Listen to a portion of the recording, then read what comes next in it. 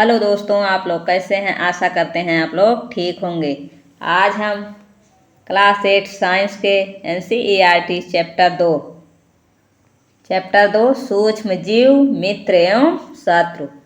ठीक है, सूक्ष्म जीव मित्र एवं शत्रु अध्याय की चर्चा करेंगे। चलो देखते हैं।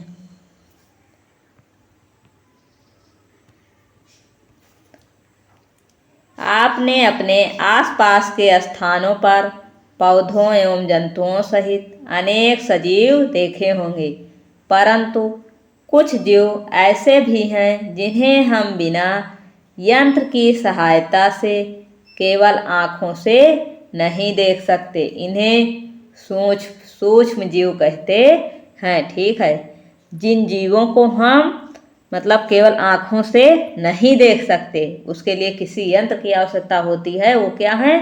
सूक्ष्म जीव हैं। उदाहरण के लिए आपने देखा होगा कि वर्षा ऋतु में नम ब्रेड या रोटी सड़ने लगती है। ठीक है, वर्षा ऋतु में क्या होता है? ब्रेड या रोटी सड़ने लगती है तथा इसकी सतह सफ़ेद काले धब्बों से ढक जाती है। किसकी? ब्रेड और रोटी की सतह काले सफ़ेद काले धब्बों से ढक जाती है। इन धब्बों को आवर्धक लेंस की सहायता से देखिए। आपके काले रंग की गोल सूक्ष्म संरचनाएं दिखाई देंगी। क्या आप जानते हैं कि यह संरचनाएं क्या हैं या कहाँ से आई हैं? देखिए, सूक्ष्म जीव। बगीचे अथवा मैदान से एक बीकर में थोड़ी सी गीली मिट्टी लीजिए तथा इसमें जल डालिए। मिट्टी के कण बैठ जाने के पश्चात जल की एक बूंद स्लाइड पर लेकर सूक्ष्मदर्शी की सहायता से इसका प्रेक्षण कीजिए। आप क्या देखते हैं? एक तालाब या पोखर से जल की कुछ बूंदें लीजिए। कांच की स्लाइड पर फैलाकर सूक्ष्मदर्शी की सहायता से इनका प्रेक्षण कीजिए। देखिए,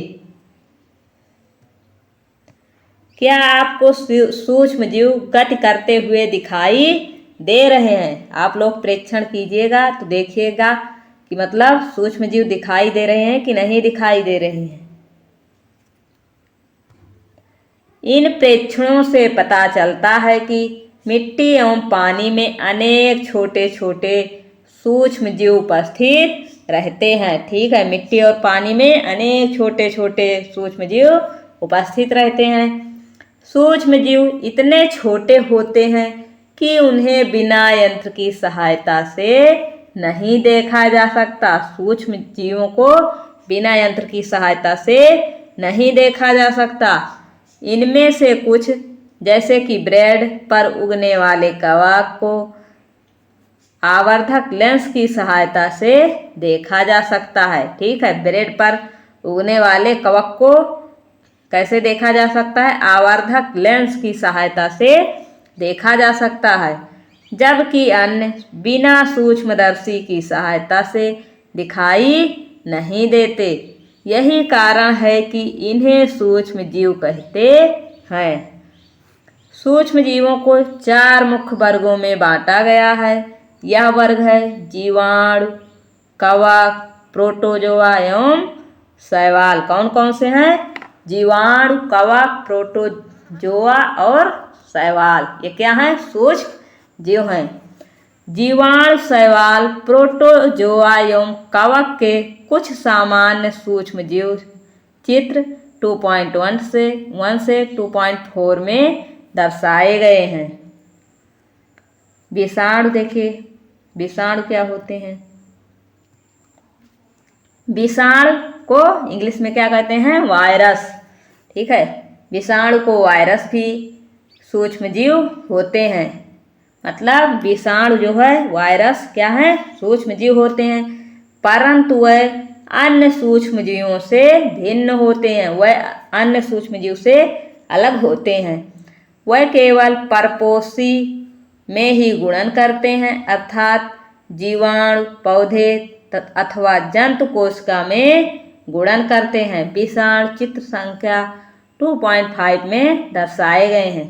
कुछ सामान्य रोग जैसे कि जुकाम, इन्फ्लुएंजा, फ्लू एवं अधिकतर खांसी विषाणु द्वारा होते हैं। कुछ विशेष रोग जैसे कि पोलियो एवं खसरा भी विषाणु वायरस द्वारा होते हैं। ठीक है, पोलियो और खसरा ये सब किसके द्वारा होते हैं? वायरस द्वारा होते हैं। जुकाम भी वायरस द्वारा होते हैं। इन्फ्लुएंजा, फ्लू, ये खांसी, ये सब किसके द्वारा होते हैं? वायरस के द्वारा होते हैं। याद रखिएगा, ये बहुत पूछे जाते हैं। देखिए आगे, अतिसार एवं मलेरिया प्रोटोजोआ द्वारा होते हैं। अतिसार और मलेरिया किसके द्वारा होते हैं?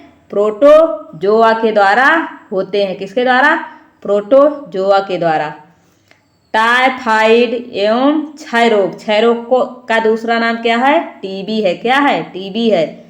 जीवाणु द्वारा होने वाले रोग हैं ये। टाइफाइड और क्षय रोग किसके द्वारा होते हैं? जीवाणु द्वारा। इनमें से कुछ सूक्ष्म जीवों के विषय में आप कक्षा 6 और 7 में पढ़ चुके हैं। आगे देखिए, ये देखिए चित्र, ये का क्या है? स्पाइरल जीवाणु। देख लीजिए, स्पाइरल जीवाणु, ये कौन से जीवाणु है? छड़नुमा जीवाणु। कौन से जीवाणु? छड़नुमा जीवाणु। देखिए इनकी संरचना कैसे है। और देखिए, ये देखिए, ये क्या है? स्पाइरो गायरा है। ठीक है, ये क्या है? स्पाइरो गायरा। ये क्या है? अमीबा। देखिए अमीबा की संरचना। और ये क्या है? पैरामीशियम। ठीक है, ये क्या है? पैरामीशियम। और ये देखिए कलेमाइडोमोनास। ये देखिए कैसे बना हुआ, कलेमाइडोमोनास। आगे देखिए, और ये देखिए राइजोपस ब्रेड या मोल्ड। देखिए राइजोपस, ये पेनिसिलियम। क्या है? पेनिसिलियम। और ये क्या है? एस्परजिलस। देखिए एस्परजिलस, ये सब क्या है? कवक हैं। आगे देखिए, ये देखिए विषाणु। ये सब देखिए, ये विषाणु हैं। क्या हैं? विषाणु हैं। आगे देखिए, सूक्ष्म जीव कहाँ रहते हैं? देखिए सूक्ष्म जीव एक कोशिक होते हैं। सूक्ष्म जीव का कितनी कोशिका होती है? एक कोशिका होती है। जैसे कि जीवाणु, कुछ शैवाल एवं प्रोटोजोआ अथवा बहुकोशिकीय जीव जैसे कि कई शैवाल एवं कवक। यह बर्फीली शीत से उष्ण गर्म स्रोतों तक हर प्रकार की परिस्थितियों में जीवित रहे हैं। यह मरुस्थल एवं दलदल में भी पाए जाते हैं। यह मनुष्य सहित सभी जंतुओं के शरीर के अंदर भी पाए जाते हैं। कौन? ये सूक्ष्म जीव, मतलब शैवाल एवं प्रोटोजोआ। कुछ सूक्ष्म जीव दूसरे सजीवों पर आश्रित होते हैं, जबकि कुछ अन्य स्वतंत्र रूप से पाए जाते हैं। अमीबा जैसे सूक्ष्म जीव अकेले रह सकता है। अमीबा क्या कैसे रह सकता है? अकेला रह सकता है। जबकि कवक एवं जीवाणु समूह में रहते हैं। कवक और जीवाणु जो हैं वो कहाँ रहते हैं? समूह में रहते हैं। सूक्ष्म जीव और हम। देखिए सूक्ष्म जीव की हमारे जीवन में महत्वपूर्ण भूमिका है। इनमें से कुछ हमारे लिए लाभदायक हैं तथा कुछ अन्य हानिकारक तथा जीवों में रोग के कारक हैं। आइए हम विस्तार से इसका अध्ययन करें।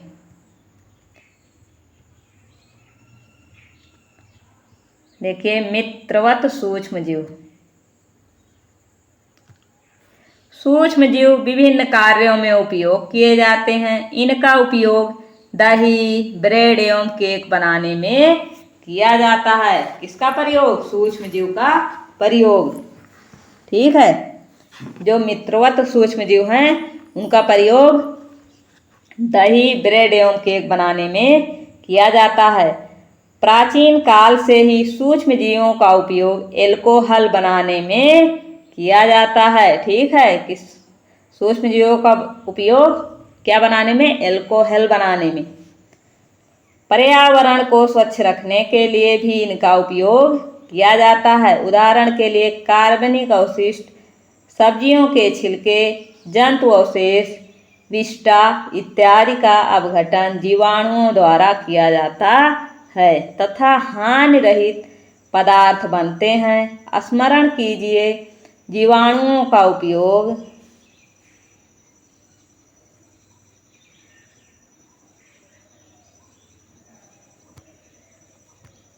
औषधि उत्पादन एवं कृषि में मृदा की उर्वरता में वृद्धि करने में किया जाता है, जिससे नाइट्रोजन स्थिरीकरण होता है। दही एवं ब्रेड बनाना। आप कक्षा 7 में पढ़ चुके हैं कि जीवाणु दूध को दही में परिवर्तित कर देते हैं। ठीक है, जीवाणु जो है दूध को दही बनाने में, मतलब दही बनाते हैं या दही में परिवर्तित कर देते हैं। किसको? दूध को। हमने अपनी माँ को गर्म गुनगुने दूध में थोड़ा सा दही मिलाते हुए देखा है, जिससे दही जम जाता है। हमें आश्चर्य हुआ, ऐसा क्यों? दही में अनेक सूक्ष्म जीव पाए जाते हैं, जिनमें लैक्टोबैसिलस नामक जीवाणु प्रमुख है। ठीक है, दही में कौन सा जीवाणु पाया जाता है? लैक्टोबैसिलस। ठीक है, ये प्रश्न पूछा जाता है, दही बनाने में कौन सा जीवाणु उपयोग में आता है? लैक्टोबैसिलस। जो दूध का दही में परिवर्तित कर देता है, वह दूध में जनन कर उसे दही में परिवर्तित कर देता है। जीवाणु पनीर या चीज, अचार एवं अनेक खाद्य पदार्थों के उत्पादन में सहायक है। रवा, सूजी, इडली एवं भटूरे का एक महत्वपूर्ण संगठक दही है। क्या आप अनुमान लगा सकते हैं कि ऐसा क्यों है? जीवाणु एवं यीस्ट चावल के आटे के किण्वन में सहायक होते हैं, जिससे इडली एवं डोसा बनता है। ठीक है, इडली और डोसा में भी जीवाणु अपनी भूमिका निभाते हैं।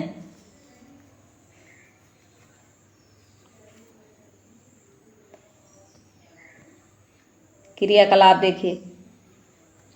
एक बर्तन में आधा किलोग्राम आटा अथवा मैदा लेकर उसमें थोड़ी सी चीनी डालकर गरम जल से मिलाइए।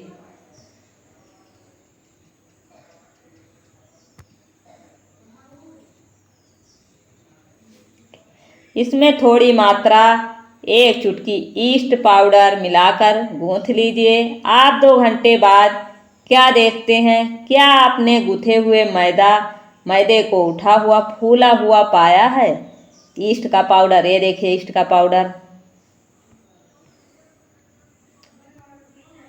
और ये क्या है? खमीर द्वारा उठी हुई मैदा। ठीक है, खमीर द्वारा उठी हुई मैदा। ईस्ट तीव्रता से जनन करके श्वसन के दौरान कार्बन डाइऑक्साइड उत्पादित करते हैं। गैस के बुलबुले खमीर वाले मैदे का आयतन बढ़ा देते हैं। यह बेकिंग उद्योग में ईस्ट के उपयोग का आधार है, जिसमें ब्रेड, पेस्ट्री एवं केक बनाए जाते हैं।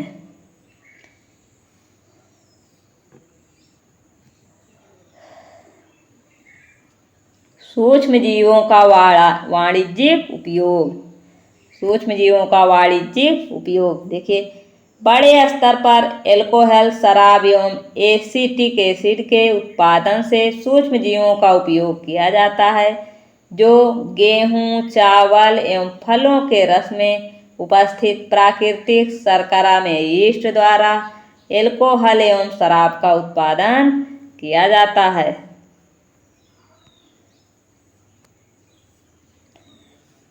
500 मिलीग्राम मिलीलीटर का बीकर लेकर इसमें 3 से 3/4 भाग तक जल भरिए।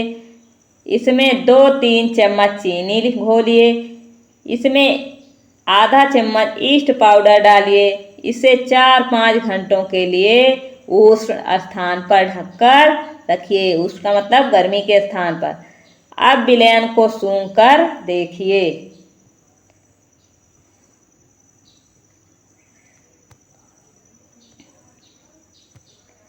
यह गंध एल्कोहल की है, जो चीनी के एल्कोहल में परिवर्तित होने के कारण बनी है। चीनी के एल्कोहल में परिवर्तित की यह प्रक्रिया क्या कहलाती है? किण्वन कहलाती है। ठीक है, चीनी के एल्कोहल में परिवर्तित होने के कारण बना है। चीनी के एल्कोहल में परिवर्तन की यह प्रक्रिया क्या कहलाती है? किण्वन कहलाती है अथवा फर्मेंटेशन कहलाती है। फर्मेंटेशन कहलाती है। देखिए लुई पास्चर, देखिए क्या है लुई पास्चर, ये बहुत पूछा जाता है। लुई पास्चर ने किण्वन की खोज 1857 में की। कब की? 1857 में। किसने की? लुई पास्चर ने। ठीक है, किसकी खोज की? किण्वन की खोज की। किण्वन की खोज लुई पास्चर ने 1857 में की। आगे देखिए, सूक्ष्म जीवों के औषधीय उपयोग।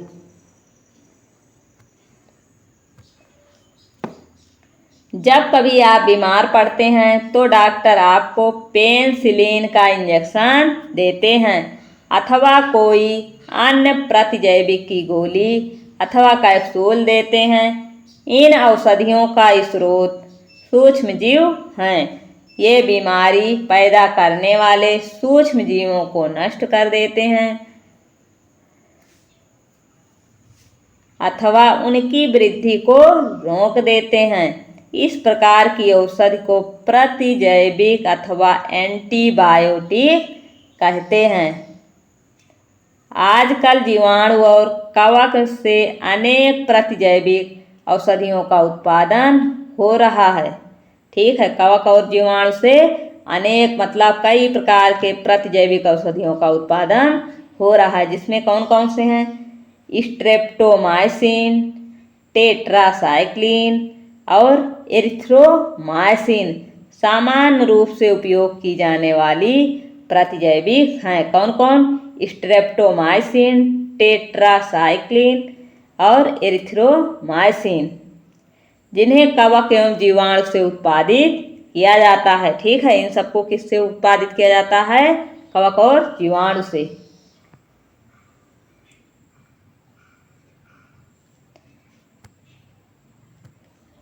किसी विशिष्ट प्रकार के सूक्ष्म जीव का संवर्धन करके प्रतिजैविक का उत्पादन किया जाता है, जिन्हें अनेक रोगों की चिकित्सा में उपयोग में लाते हैं। सन 1929 में अलेक्जेंडर फ्लेमिंग जीवाणु रोगों से बचाव हेतु एक संवर्धन पर प्रयोग कर रहे थे। ठीक है, किसके लिए? जीवाणु रोगों से बचाव के लिए। कौन? अलेक्जेंडर फ्लेमिंग जो थे 1929 में संवर्धन का प्रयोग कर रहे थे। अचानक उन्होंने संवर्धन तस्तरी पर हरे रंग की फफूंद के छोटे बीजाणु देखे। उन्होंने पाया कि यह फफूंद जीवाणु की वृद्धि को रोकते हैं। यह तथ्य पाया कि बहुत सारे जीवाणु फफूंद द्वारा मारे गए। इस प्रकार फफूंद से पेनिसिलिन, मतलब फफूंद से क्या बनाई गई? पेनिसिलिन बनाई गई।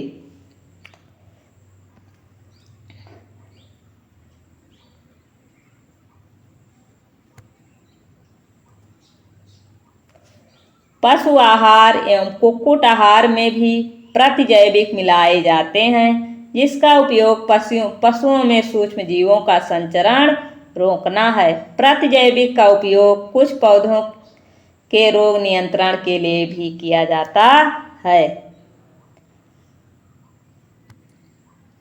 देखिए, ध्यान रखना चाहिए कि डॉक्टर की सलाह पर ही प्रतिजैविक की दवाएं लेनी चाहिए तथा उस दवा का कोर्स भी पूरा करना चाहिए। यदि आप प्रतिजैविक उस समय लेंगे जब उसकी आवश्यकता नहीं है, तो अगली बार जब आप बीमार होंगे और आपको प्रतिजैविक की आवश्यकता होगी तो वह उतनी प्रभावी नहीं होगी। ठीक है, बिना बीमारी के दवाई नहीं लेनी चाहिए। इसके अतिरिक्त अनावश्यक रूप से ली गई प्रतिजैविक शरीर में उपस्थित उपयोगी जीवाणु भी नष्ट कर देती है। सर्दी जुकाम एवं फ्लू में प्रतिजैविक प्रभावशाली नहीं है, क्योंकि यह रोग विषाणु द्वारा होते हैं। ठीक है, यह रोग किसके द्वारा होते हैं? विषाणु द्वारा होते हैं। देखिए वैक्सीन टीका क्या है। शिशु एवं बच्चों को टीका क्यों लगाया जाता है? जब रोग कारक सूक्ष्म जीव हमारे शरीर में प्रवेश करते हैं तो उनसे लड़ने के लिए हमारा शरीर प्रतिरक्षी उत्पन्न करता है। क्या उत्पन्न करता है? प्रतिरक्षी। शरीर को यह भी स्मरण रहता है कि वही सूक्ष्म जीव अगर हमारे शरीर में पुनः प्रवेश करता है तो उससे किस प्रकार लड़ा जाए। अतः यदि मृत अथवा निष्क्रिय सूक्ष्म जीव को स्वस्थ व्यक्ति के शरीर में प्रविष्ट कराया जाए तो शरीर की कोशिकाएं उसी के अनुसार लड़ने के लिए प्रतिरक्षी उत्पन्न करके रोग कारक को नष्ट कर देती हैं।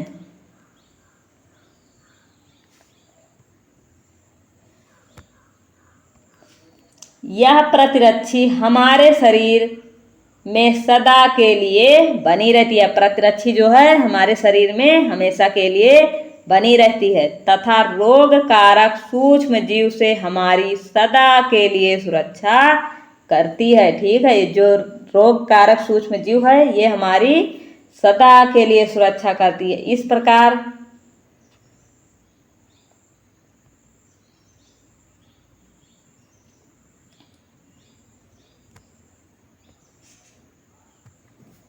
प्रकार टीका या वैक्सीन कार्य करता है। हैजा, क्षय रोग, चेचक तथा हेपेटाइटिस जैसी अनेक बीमारियों को वैक्सीन टीके के द्वारा रोका जाता है। ठीक है, ये सब जब बच्चे छोटे होते हैं तो उनको मतलब समय समय पर ये सब टीके दिए जाते हैं। ठीक है, कौन देखिए किसका किसका? हैजा, क्षय, चेचक, हेपेटाइटिस। ठीक है, इन सब के टीके दिए जाते हैं। देखिए एडवर्ड जेनर, ये इम्पॉर्टेंट है। देखिए एडवर्ड जेनर ने चेचक के लिए 1798 में चेचक के टीके की खोज की। किसने की? एडवर्ड जेनर ने। कब की? 1798 में। किस बीमारी की? चेचक। ठीक है, चेचक के टीके की खोज की। आपके बचपन में आपको भी अनेक रोगों से रक्षा करने के लिए टीके या वैक्सीन दिए गए होंगे। क्या आप इन रोगों की सूची तैयार कर सकते हैं?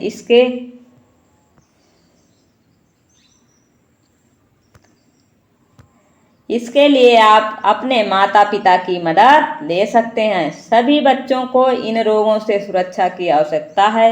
आवश्यक टीके निकट के अस्पताल में उपलब्ध होते हैं। बच्चों को पोलियो से बचाने के लिए आपने टेलीविजन एवं समाचार पत्रों में पोलियो के टीकाकरण के विज्ञापन प्लस पोलियो देखे होंगे। देखा होगा आप लोगों ने समाचार पत्रों में। मतलब पहले जब हम लोग छोटे छोटे थे तो ये सब टीके लगाए जाते थे। 2 बूंद जिंदगी की। पोलियो ड्रॉप बच्चों को दिया जाने वाला वास्तव में एक टीका वैक्सीन है।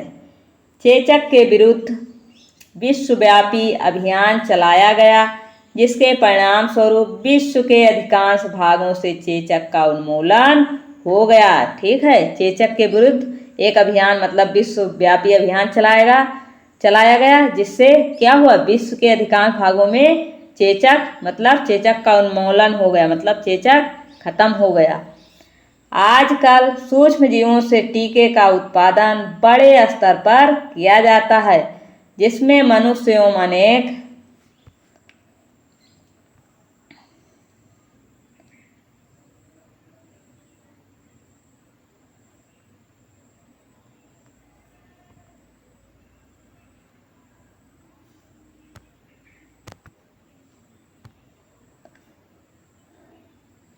अनेक जंतुओं को रोगों से बचाया जाता है। मिट्टी की उर्वरता में वृद्धि। मिट्टी की उर्वरता में वृद्धि। कुछ जीवाणु एवं नीले हरे शैवाल वायुमंडलीय नाइट्रोजन का स्थिरीकरण कर सकते हैं। इस प्रकार मृदा में नाइट्रोजन का संवर्धन होता है तथा इसकी उर्वरता में वृद्धि होती है।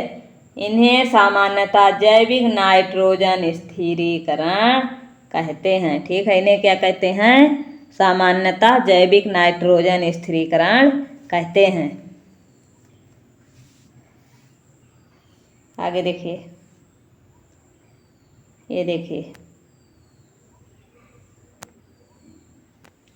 ये क्या है? ये देखिए, ये सब नाइट्रोजन स्थिरीकरण साइनोबैक्टीरिया, एक नीले हरे शैवाल। ठीक है, ये सब है शैवाल। देखिए,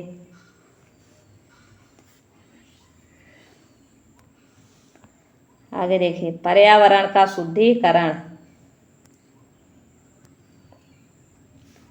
आपने अपने विद्यालय के माली को देखने के पश्चात पहेली बूझो और दूसरे विद्यार्थियों ने घरों और बगीचों से पत्तियां एवं फल सब्जियों का कचरा एकत्र करके उसके निपटान के लिए बनाए गए गड्ढे में डाला। कुछ समय बाद इसका विघटन होने से यह खाद में परिवर्तित होया। ठीक है, जब कूड़े कचरे को गड्ढे में डाला, मतलब फल सब्जियां छिलका एकत्र करके, तो धीरे धीरे किसमें विघटन हो गया? उसका खाद में विघटन हो गया। पहेली और बूझो जानना चाहते हैं कि यह किस प्रकार हो सकता है। देखिए क्रियाकलाप। 2 गमले लेकर प्रत्येक को मिट्टी से आधा भर दीजिए। इन्हें ए एवं बी चिन्हित कीजिए।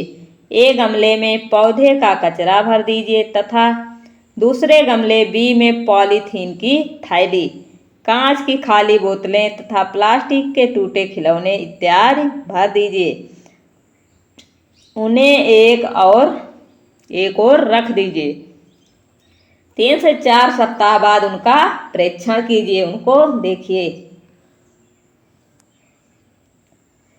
क्या आपको दोनों गमलों की वस्तुओं में कोई अंतर दिखाई देता है? यदि हाँ, तो क्या अंतर परिलक्षित होता है? आप देखेंगे कि गमला ए के पादप अवशिष्ट का अपघटन हो गया है।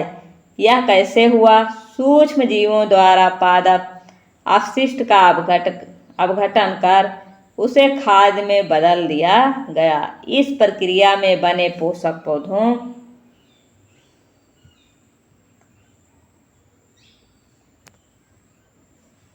पौधों द्वारा पुनः उपयोग किए जाते हैं। क्या आपने ध्यान दिया कि गमला बी के पॉलीथीन की थैली, कांच की खाली बोतलें एवं खिलौने के टूटे हुए टुकड़ों में इस प्रकार का परिवर्तन नहीं हुआ? ठीक है, ये सब इनमें कोई परिवर्तन नहीं हुआ।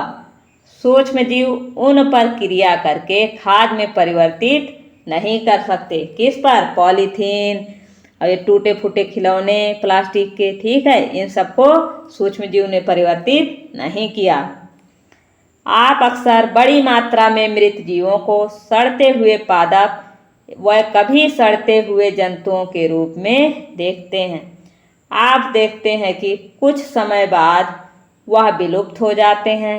इसका मुख्य कारण है कि सूक्ष्म जीव मृत जैविक अपशिष्ट का अपघटन करके उन्हें सरल पदार्थों में परिवर्तित कर देते हैं। यह पदार्थ अन्य पौधों एवं जंतुओं द्वारा पुनः उपयोग कर लिए जाते हैं। ठीक है, जो पदार्थ मतलब सड़ जाते हैं वो दोबारा से पुनः उपयोग में लाए जाते हैं। आगे देखिए,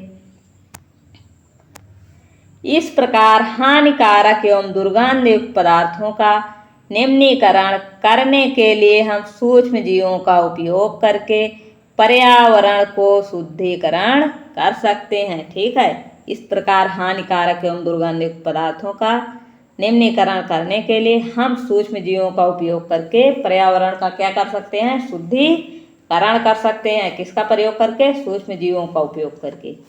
हानिकारक सूक्ष्मजीव।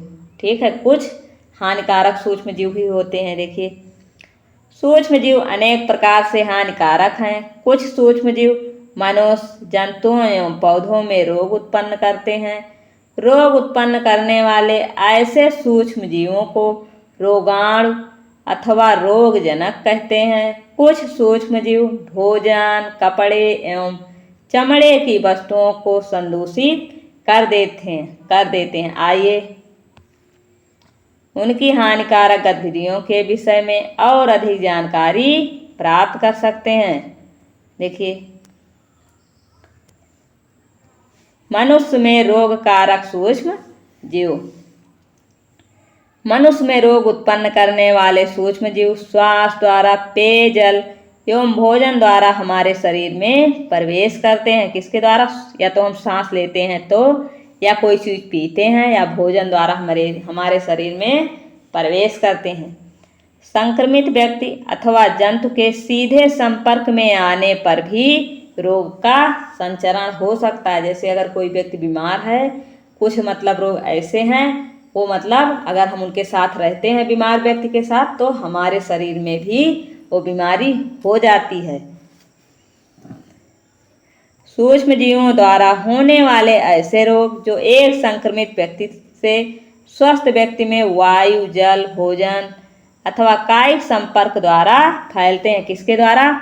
वायु द्वारा, या तो जल द्वारा, या तो भोजन द्वारा, या कायिक संपर्क द्वारा संचरणीय रोग कहलाते हैं। सब कौन से रोग हैं? संचरणीय रोग। कौन से? जो वायु, जल, भोजन अथवा कायिक संपर्क द्वारा फैलते हैं। कौन से रोग हैं? संचरणीय रोग।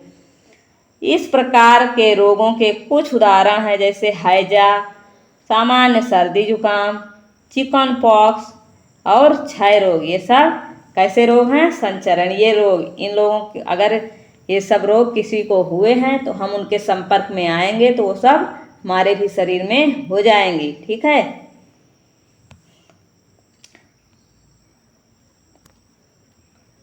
जब जुकाम से पीड़ित कोई व्यक्ति छींकता है तो सूक्ष्म बूंदों के साथ हजारों रोगकारक वायरस, विषाणु भी वायु में आ जाते हैं। यह वायरस श्वास के साथ ली जाने वाली वायु के साथ शरीर में प्रवेश कर जाते हैं। तब आप संचरणीय रोगों का फैलना किस प्रकार रोकते हैं? देखिए, इसको रोकते कैसे हैं।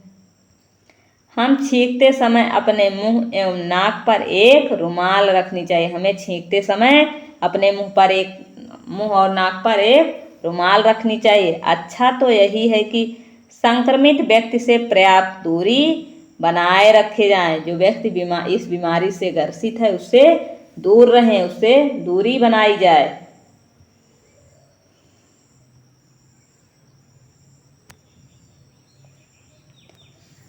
कुछ कीट एवं जंतु ऐसे भी हैं जो रोगकारक सूक्ष्म जीवों के रोगवाहक का कार्य करते हैं। घरेलू मक्खी इसका एक उदाहरण है। ठीक है, कुछ कीट ऐसे हैं जो रोगकारक सूक्ष्म जीवों के रोगवाहक का कार्य करते हैं, जैसे घरेलू मक्खी। ठीक है, मक्खी कूड़े, कचरे एवं जंतु अपशिष्ट पर बैठती है। रोगाणु उसके शरीर में चिपक जाते हैं। जब मक्खी बिना ढके भोजन पर बैठती है, जो भोजन खुला रहता है उस पर बैठ जाती है, तो रोगाणु का स्थानांतरण संभव है। ठीक है, जो उसके मतलब मक्खी के रोगाणु लगे रहेंगे वो क्या होंगे? भोजन में स्थानांतरित हो जाएंगे। जो भी व्यक्ति ऐसा संदूषित भोजन करेगा उसके बीमार पड़ने की संभावना है। अतः यह सलाह दी जाती है कि भोजन को सदा ही ढककर रखा जाए। हमेशा भोजन को ढककर रखा जाए। बिना ढके भोजन को खाने से बचना चाहिए। बिना ढका हुआ भोजन को नहीं खाना चाहिए। मादा एनाफ्लीज मच्छर इसका एक अन्य उदाहरण है। मच्छर प्लाज्मोडियम मलेरिया परजीवी वाहक है। मादा एडिस मच्छर डेंगू के वायरस का वाहक है। हम मलेरिया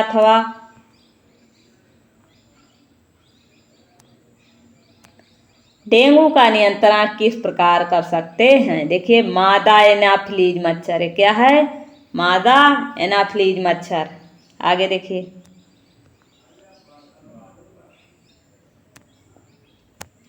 अध्यापक हमसे ऐसा क्यों कहते हैं कि अपने आसपास पानी एकत्रित न होने दें?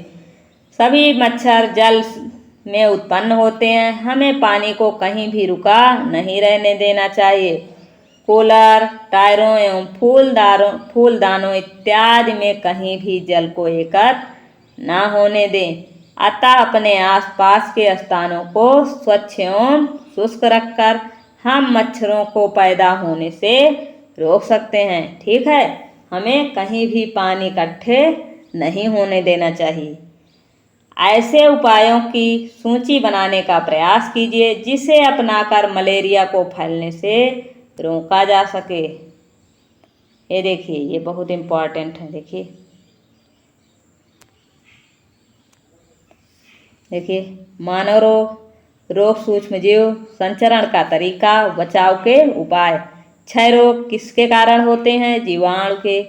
किससे फैलते हैं? वायु से। ठीक है, रोगी व्यक्ति को पूरी तरह से अन्य व्यक्तियों से अलग रखना, रोगी की व्यक्तिगत वस्तुओं को अलग रखना, उचित समय पर टीकाकरण। ठीक है, खसरा कैसे होता है? ये वायरस से होता है। संचरण का तरीका, खसरा का भी वायु है। ठीक है, क्षय रोग और खसरा रोग वायु से फैलते हैं।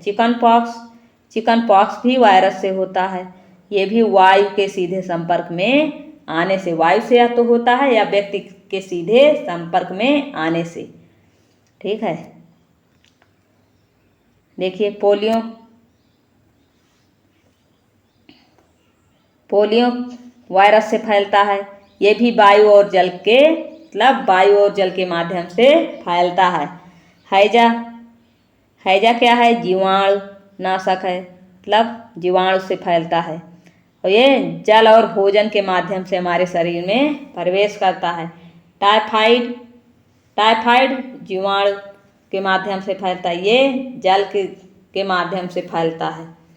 इससे मतलब कैसे बचाव करना चाहिए? व्यक्तिगत स्वच्छता एवं अच्छी आदतों को अपनाना, भली भांति पके भोजन, उबला पेयजल एवं टीकाकरण। ठीक है, इससे देखिए, व्यक्ति को स्वच्छता एवं अच्छी आदत को अपनाना चाहिए, भली भांति पके भोजन को और उबला हुआ पानी पीना चाहिए। हेपेटाइटिस ए वायरस द्वारा फैलता है। ये भी जल के माध्यम से शरीर के संपर्क में, मतलब जल के माध्यम से शरीर में प्रवेश करता है। उबले हुए पेयजल का प्रयोग करके और टीकाकरण द्वारा। देखिए, मलेरिया प्रोटोजोआ मच्छर। ठीक है,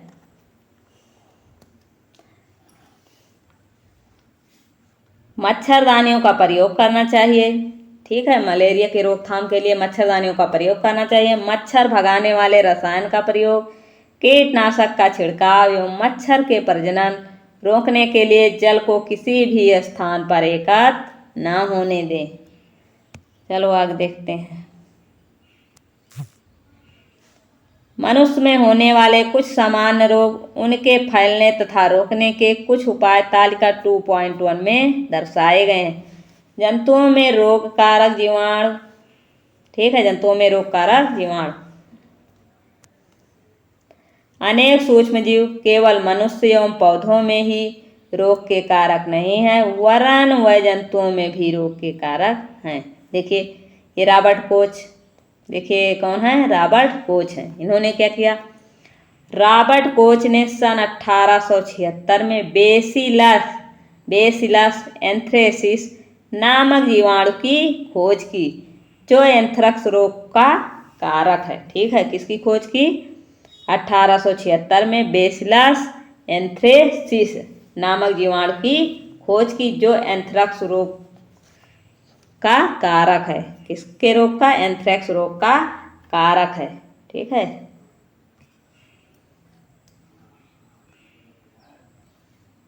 देखिए,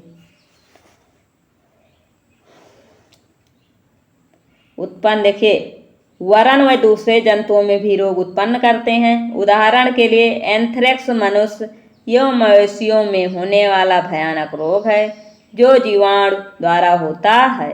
गाय में खुर एवं मुंह का रोग वायरस द्वारा होता है। गाय में जो खुर का और मुंह का रोग होता है किसके कारण होता है? वायरस के कारण होता है। पौधों में रोग उत्पन्न करने वाले सूक्ष्म जीव। अनेक सूक्ष्म जीव गेहूं, चावल, आलू, गन्ना, संतरा, सेब इत्यादि पौधों में रोग के कारक हैं। रोग के कारण फसल की उपज में कमी आ जाती है। तालिका 2.2 में कुछ पादप रोग दर्शाए गए हैं। कुछ रसायनों का प्रयोग करके इन सूक्ष्म जीवों पर नियंत्रण पाया जा सकता है। देखिए, सूक्ष्म जीवों द्वारा पौधों में होने वाले कुछ सामान्य रोग।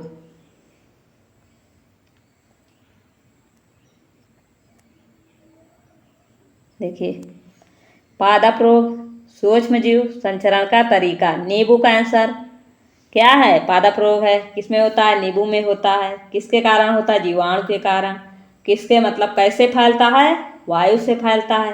गेहूं की रस्ट, ठीक है, गेहूं की रस्ट क्या है? पादप रोग है। ये कवक के द्वारा फैलता है। वायु एवं बीज द्वारा इसका संचरण होता है। वायु एवं बीज के माध्यम से इसका संचरण होता है। भिंडी की पीत किसके कारण? वायरस के कारण। संचरण का तरीका ये कीट के माध्यम से फैलता है। आगे देखिए, खाद्य विषाक्त, फूड पॉइजनिंग। देखिए, बूझो के एक मित्र ने उसे एक पार्टी में आमंत्रित किया जहां उसने अनेक प्रकार के व्यंजन खाए। घर पर आने वाले वमन उल्टी होने लगी। उसे अस्पताल ले जाया गया। डॉक्टर ने बताया कि यह खाद्य विषाक्त के कारण होने वाली स्थिति है। पहेली को आश्चर्य होता है कि भोजन विष कैसे बन सकता है। देखिए कैसे बनता है। सूक्ष्म जीवों द्वारा संदूषित भोजन करने से खाद्य विषाक्तन हो सकता है। हमारे भोजन में उत्पन्न होने वाले सूक्ष्म जीव कभी कभी विषैले पदार्थ उत्पन्न करते हैं। यह भोजन को विषाक्त बना देते हैं, जिसके सेवन से व्यक्ति भयंकर रूप से रोगी हो सकता है अथवा कभी कभी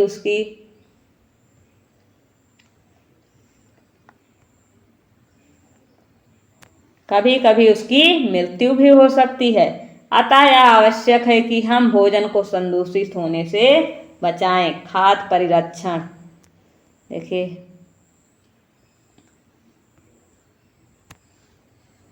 अध्याय 1 में हमने खाद्य बीजों के परिरक्षण एवं भंडारण के उपायों के विषय में पढ़ा था। हम पके हुए भोजन का घर पर परिरक्षण किस प्रकार कर सकते हैं। आप जानते हैं कि खुले एवं नम स्थानों पर रखी ब्रेड पर कवक आक्रमण कर देते हैं। सूक्ष्म जीव हमारे भोजन को संदूषित कर देते हैं। संदूषित भोजन से दुर्गंध आने लगती है। इसका स्वाद भी खराब हो जाता है तथा रंग रूप भी परिवर्तन आ सकता है। क्या भोजन का संदूषण एक रासायनिक अभिक्रिया है? पहेली ने कुछ आम खरीदे, परंतु कई दिनों तक वह उन्हें नहीं खा पाई। बाद में उसने देखा कि वह सड़ गए हैं, परंतु वह जानती है कि उसकी दादी द्वारा बनाया गया आम का अचार काफी समय तक संदूषित नहीं होता।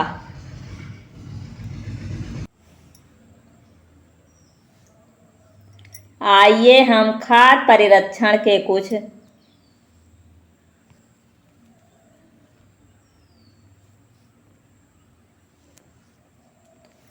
सामान्य तरीकों का अध्ययन करें, जिनका उपयोग हम अपने घरों में करते हैं। इन्हें सूक्ष्म जीवों से बचाव के उपाय करना चाहिए। रासायनिक उपाय देखिए, नमक एवं खाद्य तेल का उपयोग सूक्ष्म जीवों की वृद्धि रोकने के लिए सामान्य रूप से किया जाता है, अतः इन्हें परिरक्षक कहते हैं। ठीक है, किसे?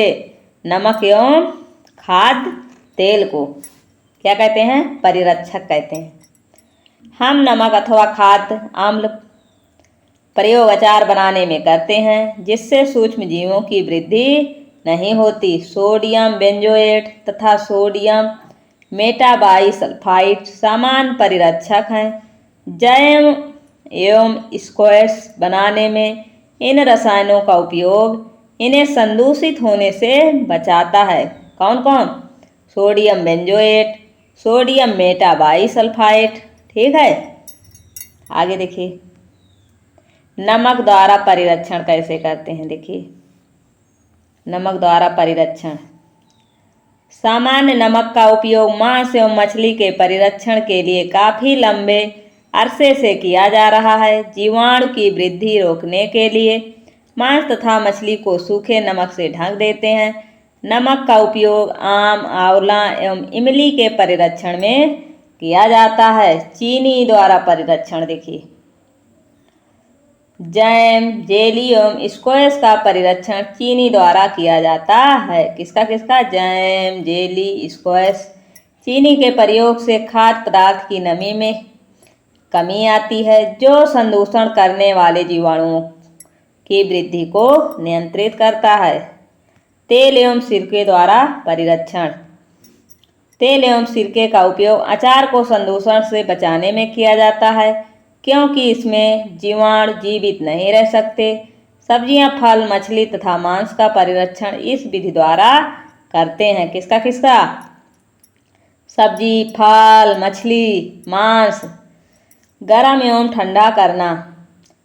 आपने अपनी माँ को दूध उबाल कर रखते हुए देखा होगा। उबालने से अनेक सूक्ष्म जीव नष्ट हो जाते हैं। दूध को उबालने से अनेक सूक्ष्म जीव नष्ट हो जाते हैं। इसी प्रकार हम अपना भोजन रेफ्रिजरेटर में रखते हैं क्योंकि कम ताप पर सूक्ष्म जीवों की वृद्धि को रोकता है।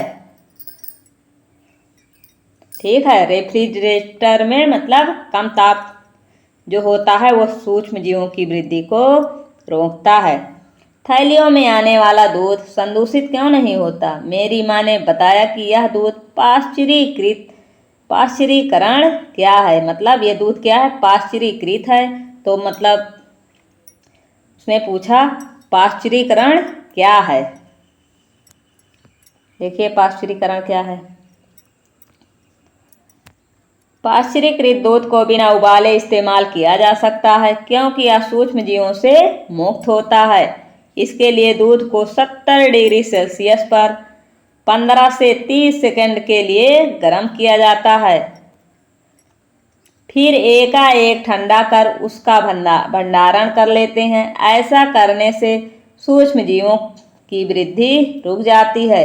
इस प्रक्रिया की खोज लुई पाश्चर नामक वैज्ञानिक ने की थी। किसने की थी? लुई पाश्चर वैज्ञानिक ने की थी। इसीलिए इसे पाश्चुरीकरण कहते हैं। इसीलिए इसे क्या कहते हैं? पाश्चुरीकरण कहते हैं। भंडारण एवं पैकिंग। आजकल मेवे तथा सब्जियां भी वायुरोधी सील किए गए पैकेटों में बेचे जाते हैं जिससे सूक्ष्म जीवों से सुरक्षा होती है। नाइट्रोजन स्थिरीकरण। देखिए क्या होता है। आपने क्लास 6 और 7 में राइजोबियम जीवाणु के बारे में पढ़ा है जो लेग्यूम पौधे दलहन में नाइट्रोजन स्थिरीकरण में सहायक होते हैं। स्मरण कीजिए राइजोबियम लेग्यूम पौधों की ग्रंथिकाओं में रहते हैं जैसे सेम और मटर जो एक सहजीविता है। कभी कभी तड़ित विद्युत द्वारा भी नाइट्रोजन का स्थिरीकरण होता है। परंतु आप जानते हैं कि नाइट्रोजन की मात्रा वायुमंडल में स्थिर रहती है। आपको आश्चर्य होगा कि यह कैसे संभव है। आइए इसके विषय में अगले भाग में समझते हैं।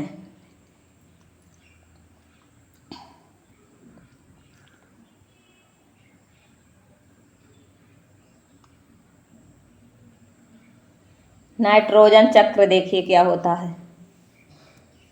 नाइट्रोजन चक्र। हमारे वायुमंडल में 78% कौन सी गैस है? नाइट्रोजन गैस है। नाइट्रोजन सभी सजीवों का आवश्यक संगठक है जो प्रोटीन, पर्णहरित, क्लोरोफिल, न्यूक्लिक एसिड एवं विटामिन। देखिए पहले नाइट्रोजन चक्रीकरण को देखिए। ये देखिए देखिए ये क्या है, वायुमंडलीय में नाइट्रोजन, ये तरिट द्वारा नाइट्रोजन स्थिरीकरण। फिर वायुमंडलीय नाइट्रोजन का जीवाणु एवं नीले हरे शैवाल द्वारा स्थिरीकरण। जीवाणु द्वारा स्थिरित नाइट्रोजन यौगिकों में परिवर्तित करना। मिट्टी में उपस्थित नाइट्रोजन के यौगिक उत्सर्जन एवं जीवों की मृत्यु द्वारा उत्पन्न नाइट्रोजन अपशिष्ट। जीवाणु द्वारा नाइट्रोजन यौगिकों का गैसीय नाइट्रोजन में परिवर्तन। ठीक है।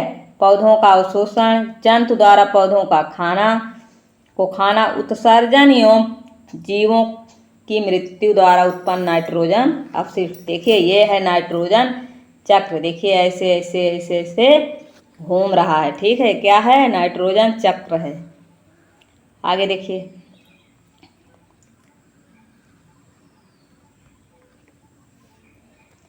में उपस्थित होता है। पौधे एवं जंतु वायुमंडलीय नाइट्रोजन का उपयोग सीधे नहीं कर सकते।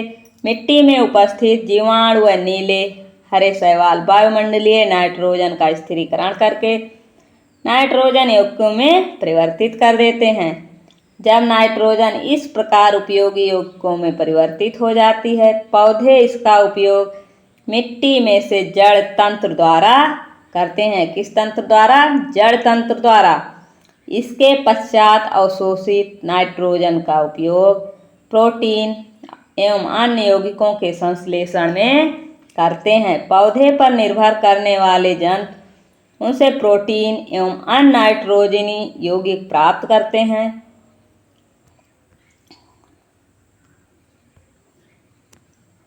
पौधे एवं जंतु की मृत्यु के बाद मिट्टी में उपस्थित जीवाणु एवं कवक नाइट्रोजनी अपशिष्ट को नाइट्रोजनी यौगिकों में परिवर्तित कर देते हैं। जब जीव की मृत्यु हो जाती है तब जो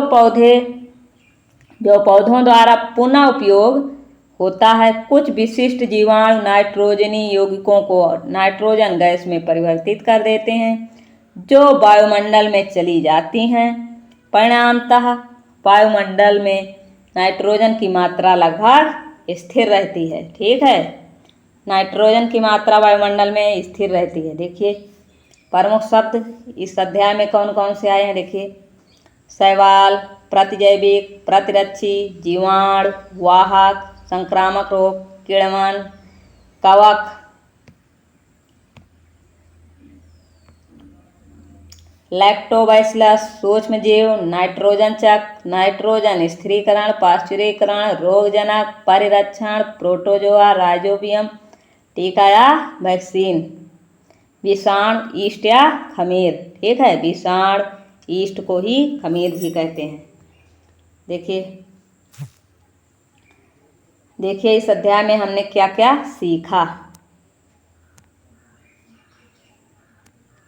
क्या क्या सीखा? सूक्ष्म जीव अत्यंत छोटे होते हैं तथा बिना यंत्र की सहायता से अकेली आंखों से दिखाई नहीं देते। ठीक है, सूक्ष्म जीव बिना यंत्र की सहायता से नहीं देखे जा सकते। यह बर्फीले शीत मौसम में उष्ण झरनों तथा मरुस्थल से दलदल तक हर प्रकार के पर्यावरण में जीवित रह सकते हैं। सूक्ष्म जीव वायु, जल, मिट्टी, पौधों एवं जंतुओं के शरीर में पाए जाते हैं। ये एक कोशिकीय एवं बहुकोशिकीय होते हैं। कौन? सूक्ष्म जीव। जीवाणु, कवक, प्रोटोजोआ एवं कुछ शैवाल सूक्ष्म जीवों के अंतर्गत आते हैं। विषाणु इनसे अलग हैं लेकिन फिर भी इसी वर्ग में सम्मिलित किए जाते हैं। ठीक है, सूक्ष्म जीव में ही विषाणु भी सम्मिलित किए जाते हैं।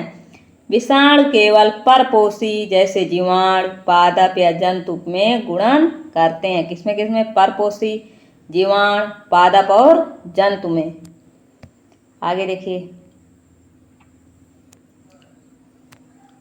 कुछ सूक्ष्मजीव औषधि एवं एल्कोहल के वाणिज्यिक उत्पादन में उपयोगी हैं। कुछ सूक्ष्मजीव जैविक कचरे जैसे कि मृत पौधे एवं जंतु अपशिष्ट को अपघटित कर सरल पदार्थों में परिवर्तित कर देते हैं तथा वातावरण को स्वच्छ बनाते हैं। प्रोटोजोआ तिसार एवं तथा मलेरिया रोग उत्पन्न करते हैं। कुछ सूक्ष्म जीव हमारे भोजन का को क्या करते हैं, विषाक्त मतलब विषाक्त कर देते हैं। कुछ सूक्ष्म लेग्यूम पौधों को जड़ों तथा ग्रंथिकाओं में पाए जाते हैं। ये वायुमंडलीय नाइट्रोजन को मिट्टी में स्थिरीकृत करते हैं, जिससे मिट्टी की उर्वरता में वृद्धि हो जाती है। मिट्टी में उपस्थित कुछ जीवाणु और नीले हरे शैवाल वायुमंडलीय नाइट्रोजन को स्थिरीकृत कर नाइट्रोजनी यौगिकों में परिवर्तित कर देते हैं। विशेष जीवाणु मिट्टी में उपस्थित नाइट्रोजनी यौगिकों को नाइट्रोजन गैस में परिवर्तित कर देते हैं, जिसका निर्मांचन वायुमंडल में होता है। ठीक है, आज की वीडियो में इतना ही। अगर वीडियो पसंद आई है तो वीडियो को लाइक करें, चैनल को सब्सक्राइब करें, और आप लोगों को किस सब्जेक्ट की वीडियो चाहिए आप लोग कमेंट करें। धन्यवाद।